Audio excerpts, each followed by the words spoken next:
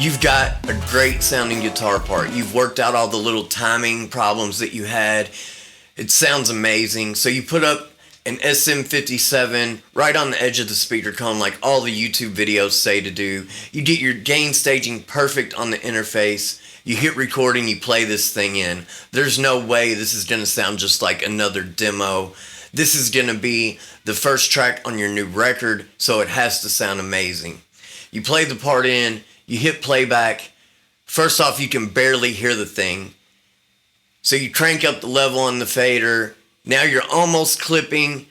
The peaks are going into clipping. It still sounds dull and lifeless. There's no dynamics and no color. So you add 3 plugins just to get it sounding good. You put on a Decapitator to add some harmonics and saturation. You put on an LA2A because that UA LA2A always makes everything sound better. And then you add a Neve because, well, that's what you're supposed to do. And finally, you get something that's sounding decent, but it's still a little brittle on the top end. The low end's boomy, but you've got something to work with. Does this sound familiar? If this sounds familiar, like we've all been through this situation, stick around for this video. We're going to talk about some things to get your recording sounding good from the start, where you don't have to use a ton of CPU. We're also going to talk about where to start with outboard gear, because outboard gear makes this process a lot easier from the beginning, and you can do it with just 1 or 2 pieces. You don't have to get a full rack full of gear, but if you make the right decisions, you can be recording great sounding music a lot easier, a lot quicker. Stick around for the video. Hit like and subscribe if you like this type of content, if you enjoy recording music, hearing new music, the music news. We cover all this on my channel, and we're going to talk about how to get a great sound on your recordings in this video. Alright, let's get this out of the way right from the start. In most cases, you're going to be best off spending your money on outboard gear on a pair of mic preamps. So a lot of times you can get a 2-rack unit like I have down here. This on top is a Chandler TG2. That's the Abbey Road preamps made by Chandler Limited. The preamps that Dark Side of the Moon was done on and Abbey Road. The later stuff from EMI Studios from Abbey Road. The earlier Beatles stuff was done on a different console, the red console. But these are solid state. They sound a lot like a Neve. I also have a Neve 1073 down there. It's a BAE, which is a 1-to-1 clone of a Neve 1073. But whether you're doing mixing, getting mixes sent in, and you're doing the mixing on projects that have been already recorded, or if you're doing the tracking especially, the pair of mic preamps is going to work wonders for you in your situation. You absolutely need a pair of mic preamps for vocals, and for guitars it's going to take a lot of the harshness out.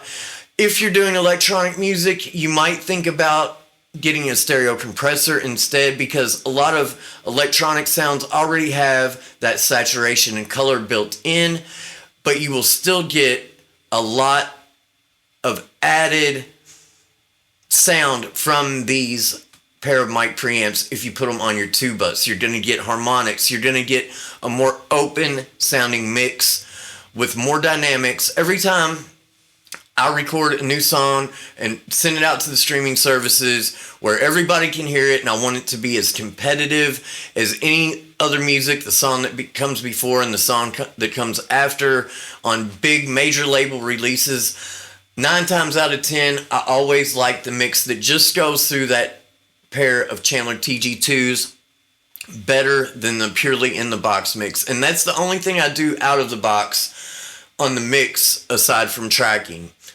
You can do things like run your buses through, run your drum bus through those mic preamps or a stereo compressor. I have an 1176 down there, but as of right now, I only use that for tracking.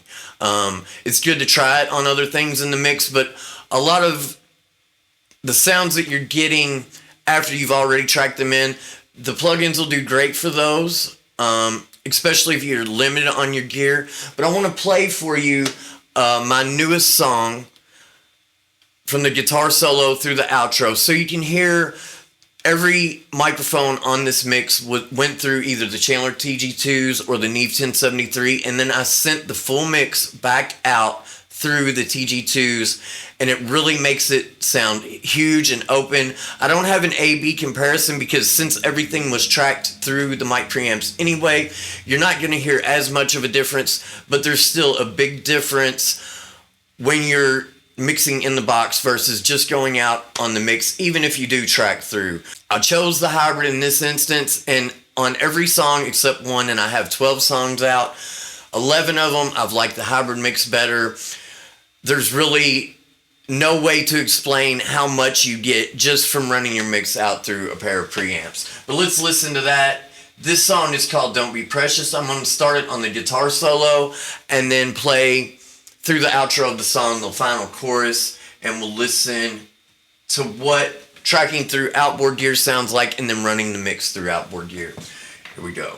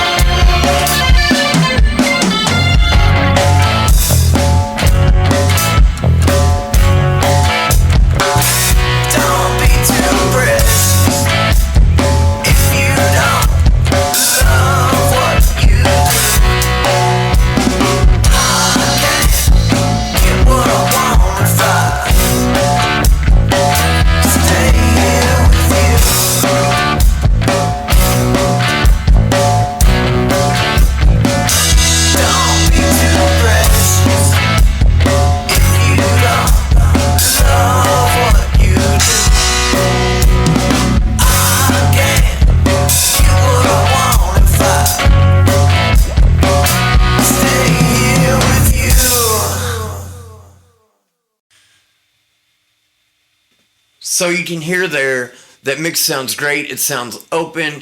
Just running it through those TG2s, even though I tracked with them and the Neve, putting the full mix out with all that analog flavor baked in and then running it back through the mix really opened things up. It made it feel like you could feel the room sounds more in the mix. It just gives it a different dimension. It really is like going from black and white to Technicolor, I feel like.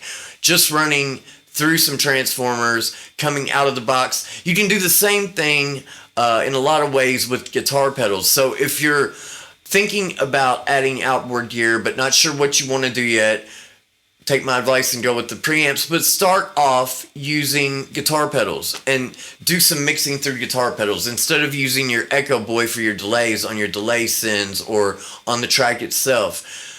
Put your external audio effect or whatever the plugin is in your DAW of choice. In Ableton, it's called an external audio effect. It's like adding a plugin to the track, but it routes your signal through your analog gear. Put a guitar pedal or a chain of guitar pedals in there. Put a rat pedal on drums. That's always a great sound, and then you can blend it back in to the amount you want to have that really crunchy drum sound, or just do it on the snare, or add a big muff to bass. A lot of times I'll track bass that way, but you can run it back out through the mix like this as well. Also, reamping is a similar thing. Anytime you come out of the box and do work with guitar pedals, outboard gear, reamping, it's always going to add something unique. It's going to give you something that other mixes don't have. And trust me, when I tell you that mix sounds good up against anything else on streaming, it really fits in.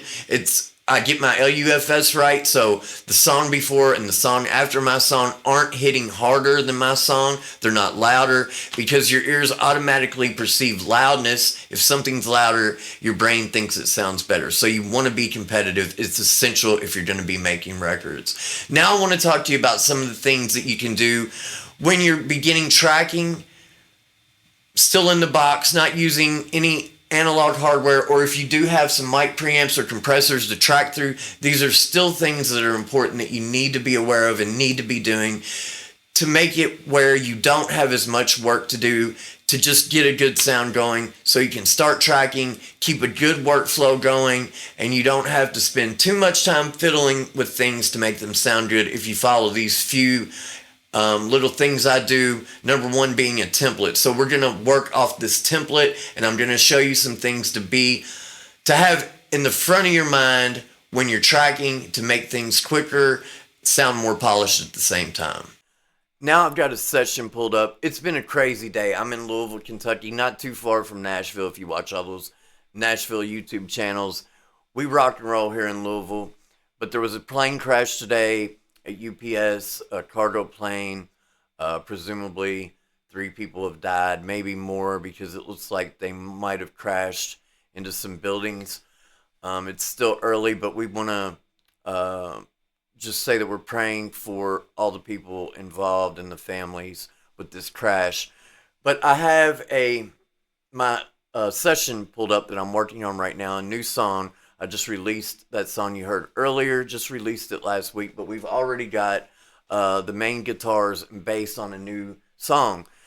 And I just want to show you some things about how I set up my template. So if you're new to recording, whether you're using outboard analog gear or just recording straight into the interface, these things are going to have your system and your workflow ready to where after you record a guitar part in or a vocal, it's sitting nicely in the mix. You don't have to do a lot of adjustments to get a good sound to work with in your headphones or your monitors.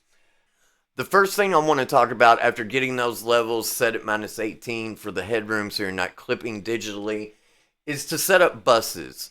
You can think of buses as like grouping instruments. You can do it on group tracks, but I like to set up buses the old school way, which is create a track for all of the other tracks of that instrument or that type of sound to go through. So I consider drums, I bus those all together onto 2 single channels, one for the rooms. If we look here, I have a room bus, and then I have just a drum bus for the close mics. And the close mics and the overheads both go through the drum bus. And this gives me a way to just do some general tone shaping and put a bus compressor on the rooms. A lot of times I'll hit those a lot harder, get a crunchier sound. You can use a Decapitator and like a DBX 160, or you can use like the Devil Lock. If you use the Devil Lock, you want to really go low on the mix knob because a little bit of that Devil Lock goes a long way. That's based on the Shure Level Lock. It's a really cool thing on room mics. You can really blow up the sound. And then those 2 buses, the room and the drum bus, go individually. I don't blend those together. The rooms don't hit the overall drum bus. They each go to the master individually. Then on bass is one thing that I don't usually set up a bus for because sometimes I'll do reamping and sometimes I'll process through guitar pedals like Rat or a Big Muff after the fact. But a lot of times there's saturation in Ableton that I like to use too. And I usually just record a DI track and then do whatever I want. Sometimes I might even duplicate the DI track and run it through a digital amplifier or even a plug-in amp. Like these Ampeg plugins are really great. But I find I can get all the versatility I need usually just recording a DI bass sound. There's a lot of cool things you can do. You can add subharmonic synthesizers, things like this to really add that really low end, like almost like a hip hop or rap low end to your rock track.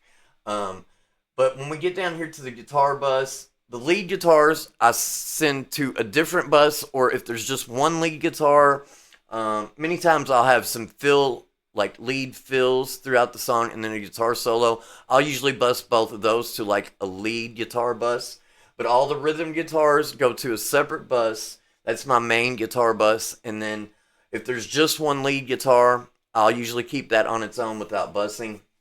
But I usually find I like to do the same types of processing to the lead sounds, whether it's a fill or a solo.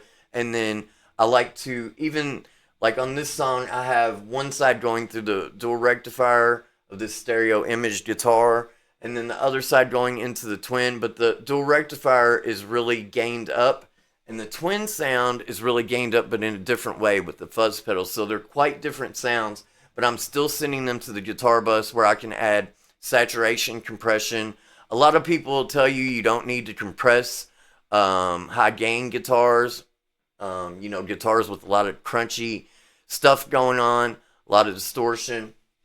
But I find, especially using an analog compressor, sending this dual rectifier with the gain cranked up on it, getting that very modern distortion sound, or even in the vintage channel, getting that kind of more plexi sound, but very gained up, more AC/DC type of sound.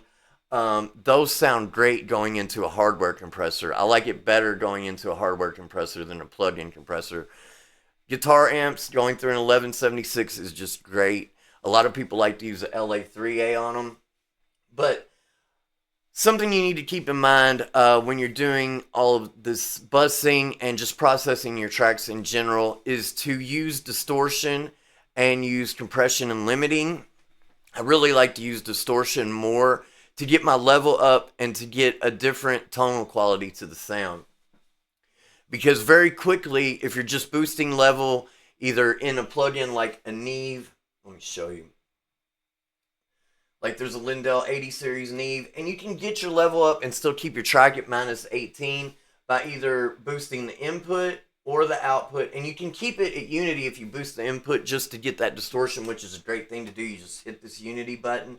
Then you can crank this input knob up as loud as you want, and it's gonna even it back out on the output slider here. Even though you don't see it, it's doing that. It's keeping it at unity throughout the processing, and you can use that to get distortion. I'll also add this THD knob, but usually what I'll go for is something like a Decapitator, which we also have on one of these tracks. You can see it. Here's a Decapitator.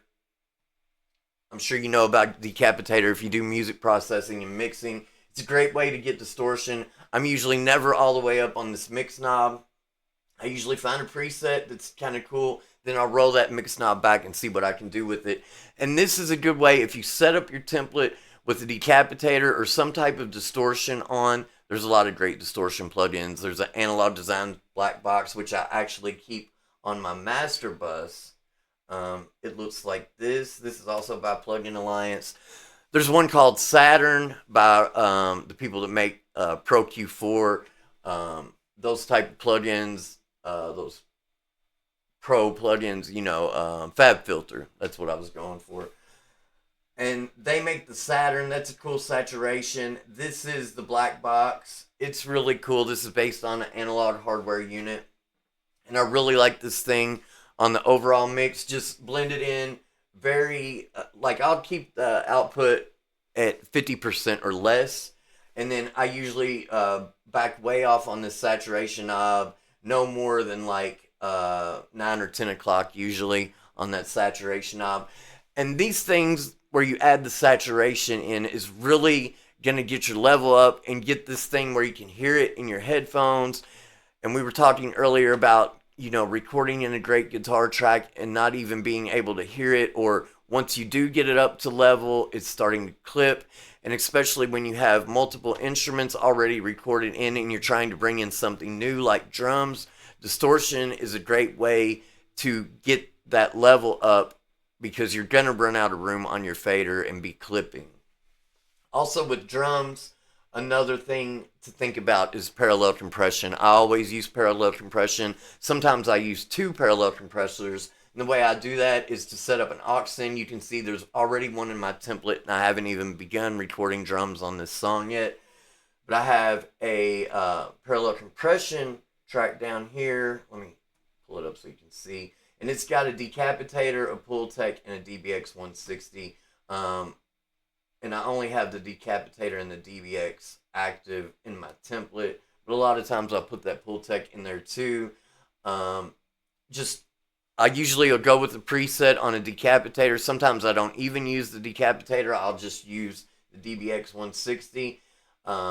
This template's quite old, so a lot of the presets that you might see in this I probably don't use anymore, but I still keep the same effects in there and just switch them up to whatever I need as I'm recording and as I'm mixing. So this DBX 160 on its own, it's a great way to get a lot of saturation, and you can really crank up the compression on this, really keep the threshold low, boost it up with output gain. There's a lot of things you can do with these compressors to get your sound up. And then it's almost like duplicating a track. And I've heard it said that like if you duplicate a track at the same level, you're adding about 3 dB onto that.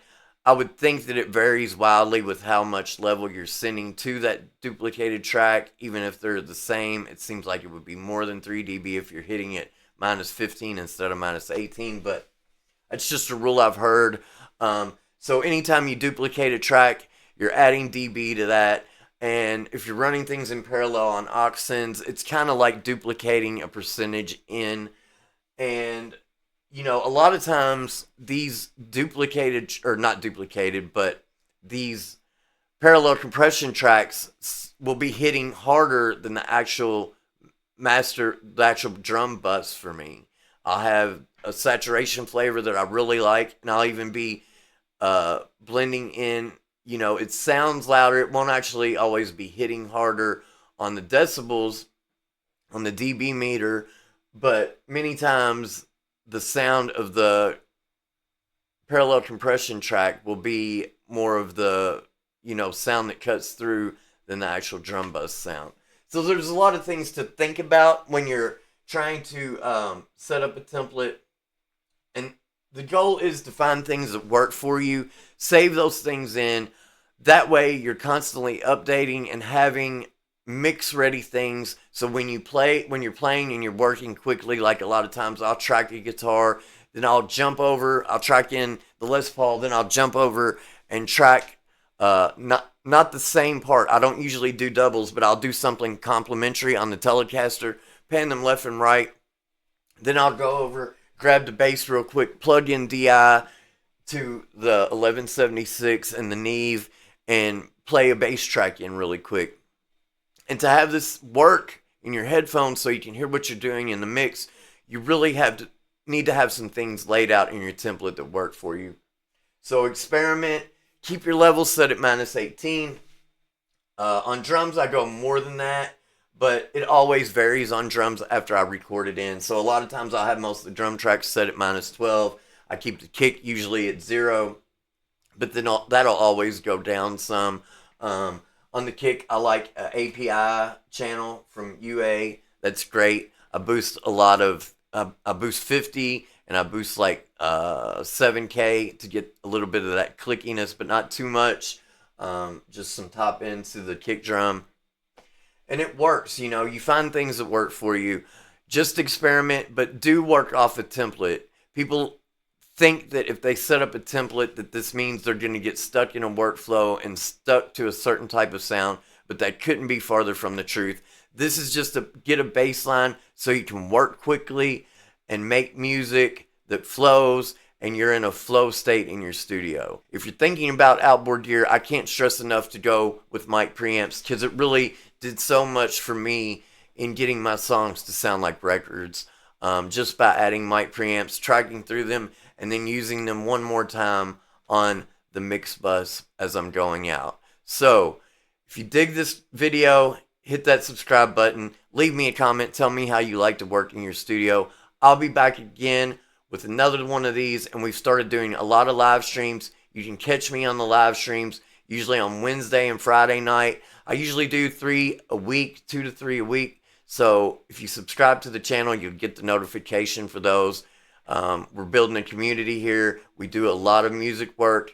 I have gear in the studio, but it's not about the gear for me. I have like Ludwig Super Classic drums, great hardware, great guitars, great amps, but it's not about the gear for me. It's about making music. So if music is what you're into, this is the channel for you. Hit that subscribe button, and we'll see you again real soon.